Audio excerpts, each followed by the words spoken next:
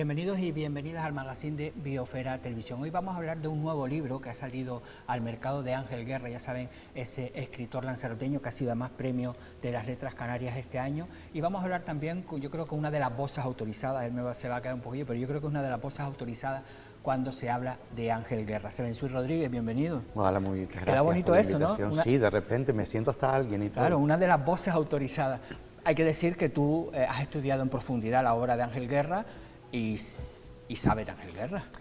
Es uno de los autores a los que más tiempo he dedicado y bueno, no sé si seré el gran experto, pero sí el que más tiempo le he dedicado a estudiar ese autor y el que ha rescatado algunos de sus textos del olvido. Has publicado, bueno, se ha reeditado algunos de sus libros, como La Lapa, ¿no? Pero tenemos hoy este que está por aquí, que es El Justicia del Llano, El Justicia del Llano. Claro, el título, yo te lo decía antes de empezar, claro, El Justicia del Llano, suena un poco, ¿no?, con un pequeño trabalenguas, ¿no?, porque sería la justicia del llano, ¿no?, pero claro, hablamos de El Justicia del Llano. Ahora explícame por qué. Bueno, lo que pasa es que si te lo cuento a lo mejor ya desvelo demasiado. Mira, básicamente, para que la gente entienda un poco de qué va el libro. Es un libro ambientado en Lanzarote, evidentemente, en la zona que solemos llamar a veces el Jable de arriba, es decir, esos llanos que van pues de So a Famara, por ubicarlo. Sí, cuando te vas a la playa de Famara, todo eso que está ahí hacia abajo, toda esa zona. Y yendo hacia So. Pues bien, la historia tiene un punto de intriga porque aparece una niña llorando sola en mitad de los llanos del Jable, y entonces la encuentra un grupo de cabreros y tienen que comenzar pues una especie de investigación para saber por qué esa niña anda sola, quién es la madre. Y una vez que averiguan quién es la niña y empiezan toda esa investigación de saber qué es lo que pasó a su madre, pues hay un personaje fundamental dentro de la novelita al que todos apodan el Justicia, claro, porque es un cabrero, pues que es una figura como muy respetada dentro de todo el grupo de cabreros, y que es la persona que de manera, pues digamos que informal, pues se encarga de administrar justicia en el pueblo, y es el que va a llevar a cabo la investigación para saber qué es lo que ha pasado con la madre. Estamos hablando de un libro que es habla de 1908, se publicó en 1908, estamos hablando de una Lanzarote eminentemente agrícola, prácticamente, ¿no?, en el que aparecen los cabreros, que es lo que de cabra, evidentemente, y después aparece otra serie de, por ejemplo, de personajes que en Lanzarote también tenían en esa época protagonismo, como de mujeres lavanderas, ¿no?, que se llamaban, ¿no? De hecho, la madre de la niña que desaparece precisamente es una lavandera, y desaparece durante ese trayecto que era después desde el pueblo de So hacia las llamadas posetas de Famara. La verdad es que como lo describe el libro, lo describe muy bien, dice, era muy aperreado el oficio de las lavanderas. O sea, imagínate a esas pobres mujeres que cargaban con la ropa, no solamente de ellas, sino ropa de la gente no rica, pero sí más pudiente de Lanzarote, y que tenían que ir carreteando, atenazando con todas esas tongas y parbones de ropa que no lavaban en su casa porque evidentemente no había agua, sino que iban pues a sitios como por ejemplo la poseta de Famara, allí la lavaban, después allí arriba de las hulagas o de los tunerales la secaban, la doblaban, y luego tenían que hacer también el trabajo de devolvérsela a sus propietarios, muchas veces en burro. Claro, hablamos de una época en la que se trabajaba como burro, ¿no?, prácticamente, y después los cabreros, que también era como otro mundo aparte, ¿no?, es decir, que a lo mejor estaban semanas fuera de sus casas cuidando las cabras, ¿no?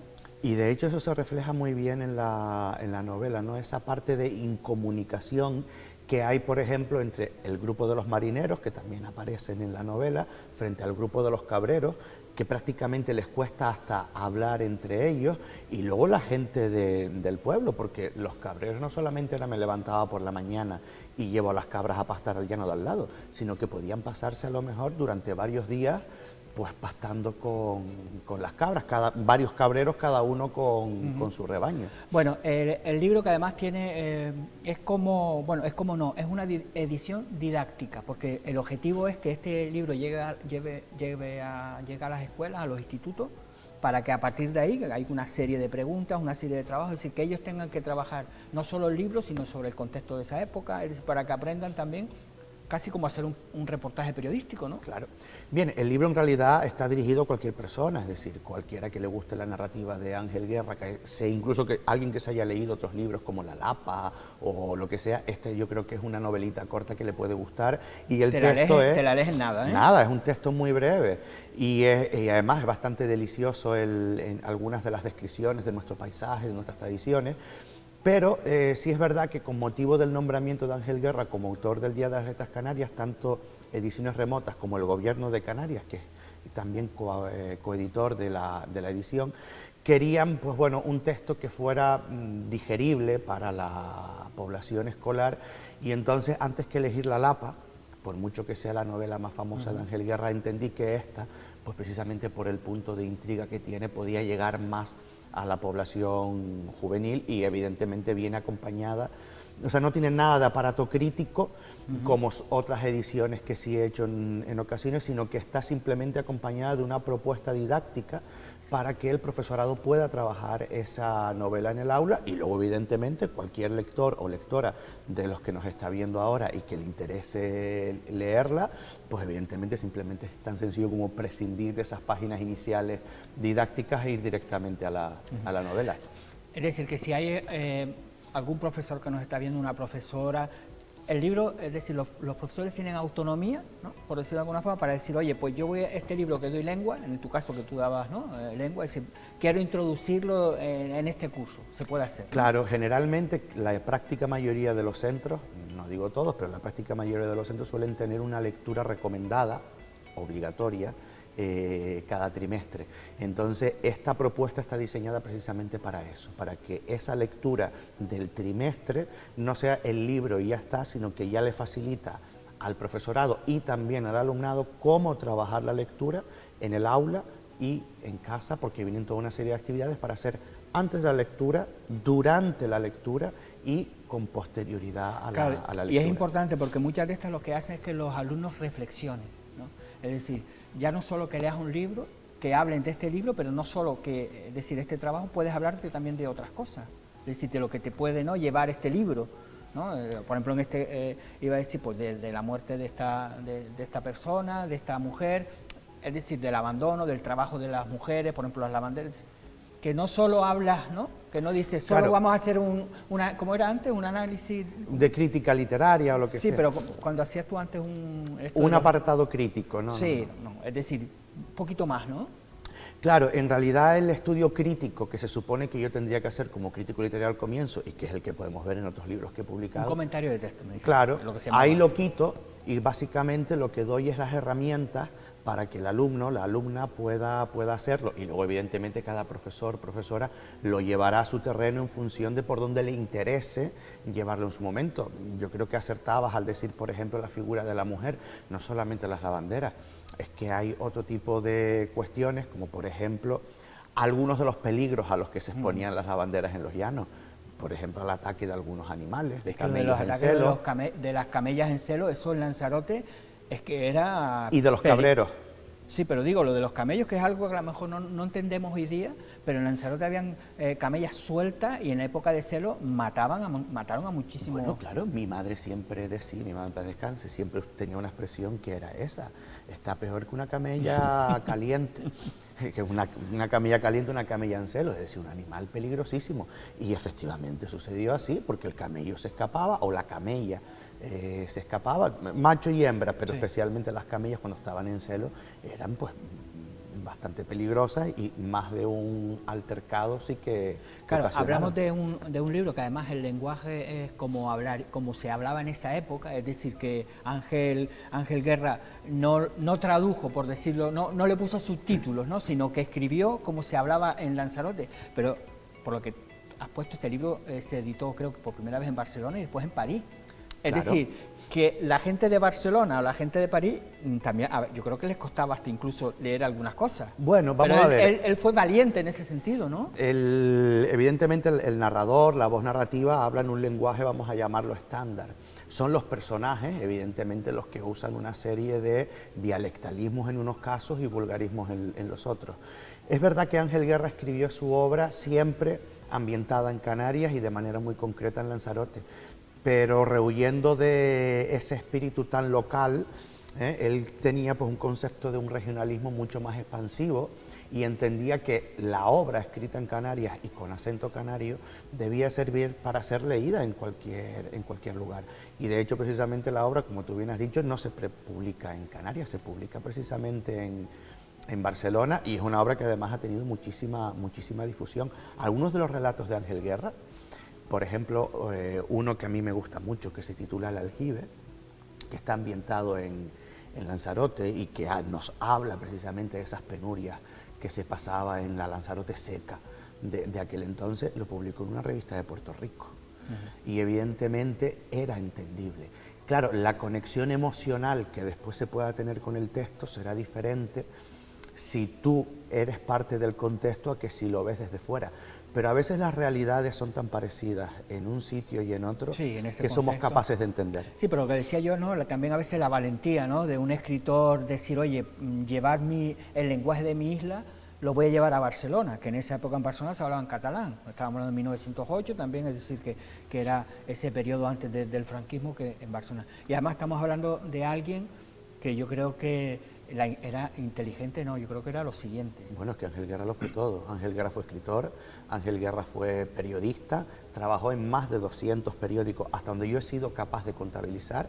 Y tengo una listita donde voy apuntando y ya llevo más de 200 y pico periódicos de Canarias, de la península y de América, pero incluso hasta de Los Ángeles. Es decir, rara es la semana en la que Ángel Guerra no escribiera en 4 o 5 medios a la vez. Fue traductor del inglés, del francés, del italiano, del portugués y del catalán, ya que nombrabas antes precisamente Barcelona. Es decir, fue también un gran crítico literario. Recibió el elogio, por ejemplo, de Juan Ramón Jiménez, que además le dedicó algunos de sus poemas, o Rubén Darío, por ejemplo, el gran Rubén Darío, dijo que Ángel Guerra era un crítico literario de peso. Esas fueron sus palabras literales.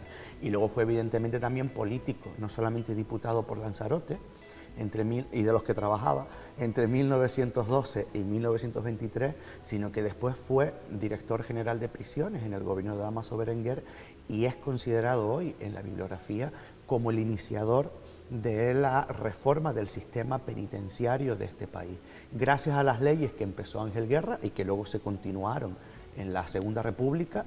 Las cárceles dejaron de ser centros donde amontonar a presos para pagar sus culpas, para convertirse en centros de reinserción social. Por eso yo creo que la importancia de este libro, independientemente que es para que lo leamos todos, el llevarlo a la escuela. Yo creo que es fundamental que empecemos los canarios, en este caso y los lanzaroteños, a conocer las figuras relevantes de nuestra literatura, porque hasta en tu época no creo que llegaras a hablar casi de ningún canario. Muy poquito, ¿no? Llegábamos a Benito Pérez Galdós y poco más, ¿no? Entonces, son figuras que yo creo que tienen un peso importante y que hay que reivindicarlo de alguna manera, ¿no? Que tienen un peso importante, primero, dentro de la historia de nuestras letras.